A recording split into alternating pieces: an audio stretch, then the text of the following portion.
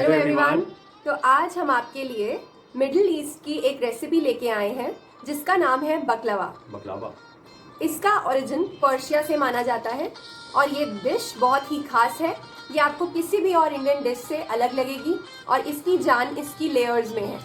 लेकिन खाली Persian origin नहीं है। The origin of this dish is still contested between the back day Persia and the Roman empire. Persian region में Levantine जिसे हम बोलते थे पहले, उसमें काफ़ी सारे देश आया करते थे।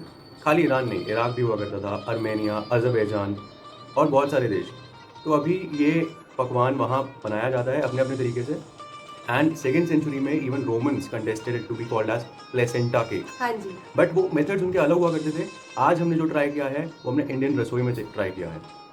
और ये जब हमने ट्राई किया तो हमें लगा कि थोड़ा सा मुश्किल होगा, बट नहीं, ये मुश्किल नहीं लगा। ये बहुत आसानी से बन सकता है। थोड़ी सी मेहनत ज़रूर लगती है, पर जब आप एक बार उसे बनाएंगे तो आपको लगेगा कि हाँ, हमारी मेहनत जो थी वो वर्थ थी इतने सारे एफर्ट्स डालने के। और एक बैक एक भी you will feel as a reward.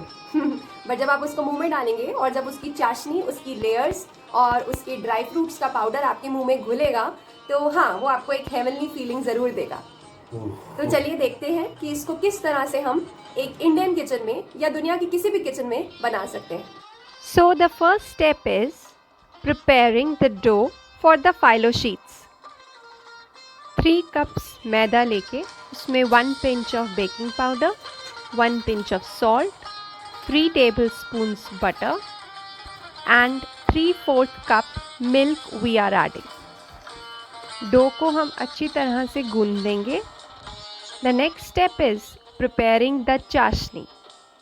चाशनी के लिए we'll take sugar, half cup water, दालचीनी, नींबू and we'll put it on boiling.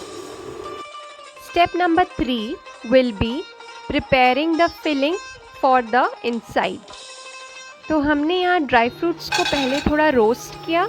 Roast करने से इनका फ्लेवर एनहांस होता है। We have taken almonds, walnuts, pistachios and then हम इन्हें ग्राइंड कर लेंगे। ग्राइंड करने के बाद इनका फाइन पाउडर बनाएंगे और इसमें सिनेमन पाउडर और choco chips we will add. तो आपकी filling is ready. So next step हमारा प्रिपेयरिंग द फाइलो शीट्स है। This is a very important step. चलिए देखते हैं इसे कैसे बनाना है। तो मैंने यहाँ कुछ फ्लोर स्प्रिंकल किया and I am taking the dough जो मैंने पहले गूंदा था, उसको मैंने दोबारा से फाइन करा है बाय नीडिंग इट अगेन। इसको गूंदने के बाद we are going to roll it like this. Roll बनाने के बाद I am going to cut it into pieces. इसको आप अच्छे से रोल कर ले। इनको हमने कट करने के बाद इक्वल साइज़ के पीसेस बना लिए हैं for every sheet. So now we are going to make the circular sheets. Okay, so ball को मैंने ऐसे सर्कुलर शीट्स में बेलने से बना लिया है। आपको थोड़ा सा ध्यान रखना है कि ये टूटनी नहीं चाहिए, बट क्योंकि ये मैदे की है तो आप इसको ईज़िली रोल आउट कर सकेंगे।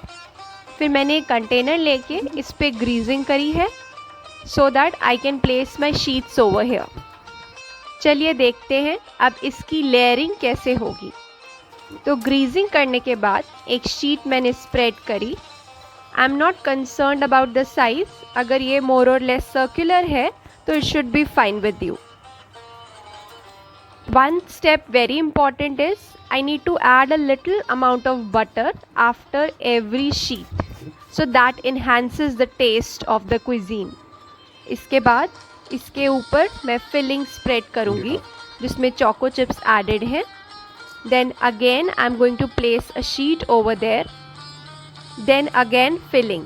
ऐसे मैं 5 sheets को लेयर करूँगी and then I am going to place the filling. सो आप पहले 5 शीट्स लगाइए and then you place the filling. Then I will close it and then I will cut it into diamonds. Diamond में cut करना बहुत easy है, straight line से and then elongated lines. So this is how we have cut it. So last step is baking. That's the real step. So यहाँ पर हमने इसे bake करने के लिए रखा है 180 डिग्री सेल्सियस ओवन में फॉर 45 मिनट्स। आप इसको रेगुलरली चेक कर सकते हैं और बेक होने के बाद ये ऐसा दिखेगा।